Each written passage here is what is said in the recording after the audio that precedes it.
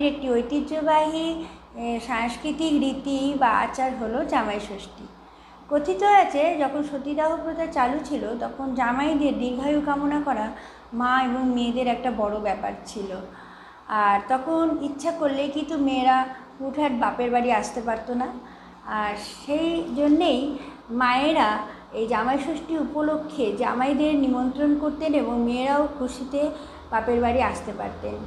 সেই থেকে জ্যৈষ্ঠ মাসে শুক্লাপক্ষে ষষ্ঠীতে জামাই ষষ্ঠী করা হয়, জামাইদের আপ্যায়ন করা হয়। আর যা আজও অব্যাহত, আজও ডিজিটাল ইন্টারনেটের যুগেও কিন্তু জামাইরা এবং মায়েরা এই দিনটি পালন করে আসছে আনন্দ সহকারে। আপনারাও কেমন কাটালেন জামাই ষষ্ঠী সেটা অবশ্যই জানাবেন। আর আমার ভিডিওগুলো আপনাদের কেমন লাগছে সেটাও জানাতে ভুলবেন না। চোখ রাখুন পরের ভিডিওতে। নমস্কার।